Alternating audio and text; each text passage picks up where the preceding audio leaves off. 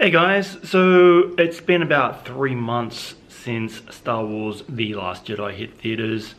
It's been about 3 months since I last saw it. But today, I've got this in my whole little hand, so I'm about to sit down and do my second viewing on this thing. It's been enough time now that I have had time to kind of reflect on what I'm about to experience. In regards to what I can remember, yeah, the bad is kind of outweighing the good at the present moment, so I'm a little bit nervous about putting this on again and sitting down and checking it out, because what disturbed me the first time I saw this movie is still kind of like in the forefront of my brain, and I'm just not looking forward to sitting through those parts of the movie again. So I'm going to be sitting down. I'll get my thoughts and feelings about the 4K transfer. I might delve a little bit into the plot, a little bit of spoiler territory, maybe. Yeah, so let's go do this. I hope the second time around is a lot better than the first. I really want to love this. I love my Star Wars, and I just want to love you. I just want to love it. Back soon.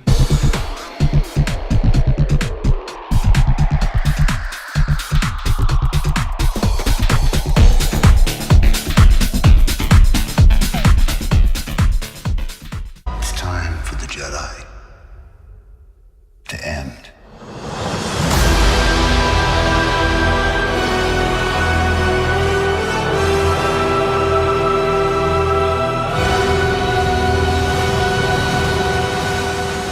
Hey guys, so I just finished watching Star Wars The Last Jedi on 4K HDR, and I'm happy to report I fell in love with it. It was definitely better the second time around. I just rewatched my initial reaction, which I posted when the movie was initially theatrically released, because I just wanted to see where my mindset was at when the movie first came out. And I was very much on the fence. The problems that I had with the film really didn't bug me the second time around, which is a real blessing. I was so happy. I was really concerned going in that everything was still going to be the same, that the problems that I had with the film initially were still going to bug me, but they didn't. Knowing what to expect really helped. When I found you, I saw raw, untamed power. And beyond that, something truly special.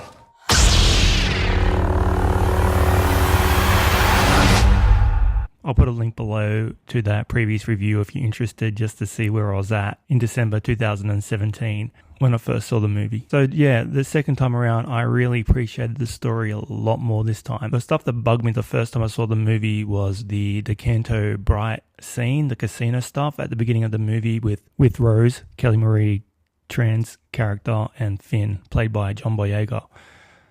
The whole scene in that casino was just, to me, the first time I saw it, a direct lift out of the Phantom Menace. The cartoonish, childish vibe I got out of that scene the first time I saw the movie really distracted me, and I hated it. I really did not like that at all. But this second time around, I was okay with it. It's not in the movie enough to even be a problem. It's not even 5 minutes of footage, to be really honest with you. So that scene, which terrified me coming into it the second time around, wasn't even a problem. So that's really good. I got to appreciate what Rian Johnson was trying to tell us more this time around. Finn and Rose's arc in the story is meant to be about failure.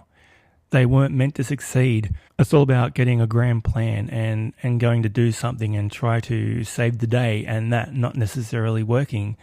So every time our heroes want to attempt something, they're not necessarily going to succeed. And I kind of accepted that more this time around. Yeah, it's still cartoonish and really childish, but it wasn't a problem. And side note, Mark Hamill was actually performance capture for the CGI character, the little creature that's putting the coins into BB-8. It's Mark Hamill. He wanted to do it. I read that in the trivia section in the Internet Movie Database. Thought I'd share it. Also, Rian Johnson taking the preconceived notions of what the characters were going to be doing after what we saw in The Force Awakens, like Snoke, and what Luke Skywalker's first words would be to Rey when she handed in that lightsaber. And he kind of took both these things, both these characters and their plot arcs that fans across the world had already made in their own heads, and just tossed it out the window, much figuratively, like exactly as Mark Hamill does as Luke Skywalker when he first gets that lightsaber from Rey, just throws it over his shoulder. Snoke, he's nobody. He was just opportunistic Emperor wannabe taken down by Kylo Ren. Rey's parents, a couple of drunks who sold her for drinking money, and now they're laying in paupers' graves on Jakku. So all these things that we had built up in our own minds from J.J. Abrams and for The Force Awakens, gone.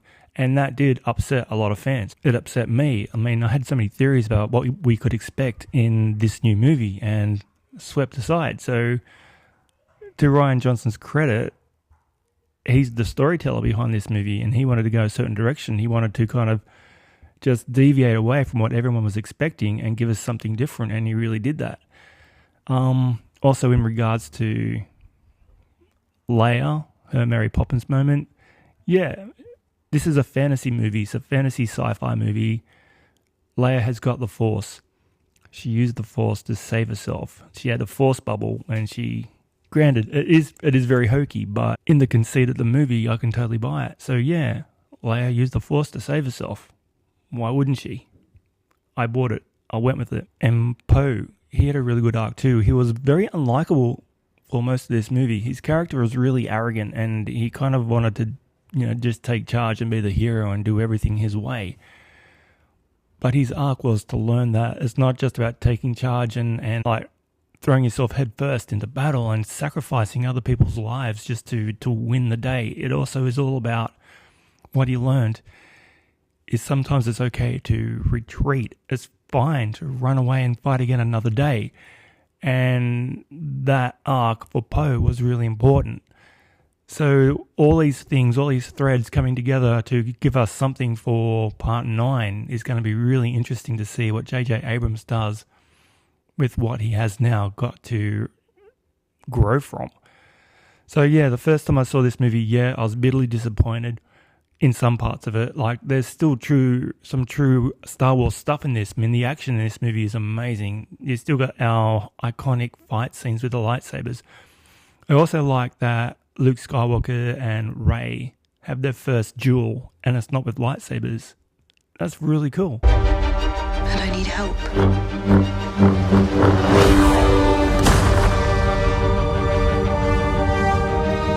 I've seen this raw strength only once before. It didn't scare me enough then. It does now.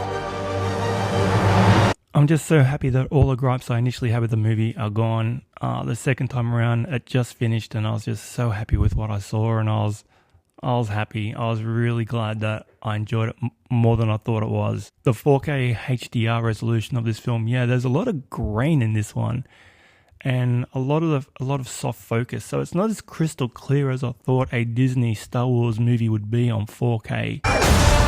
We are the spark that'll light the fire that'll burn the First Order down. Come on! This is not going to go the way you think. I haven't checked out the Blu-ray yet, but I have heard some other reviewers state that the comparisons between the Blu-ray and the 4K is fairly minimal. And I really do believe that, because it wasn't the groundbreaking, crystal clear 4K resolution I was expecting. Not saying it was bad, it was still very presentable, and it looked gorgeous in some scenes, definitely. It was beautiful.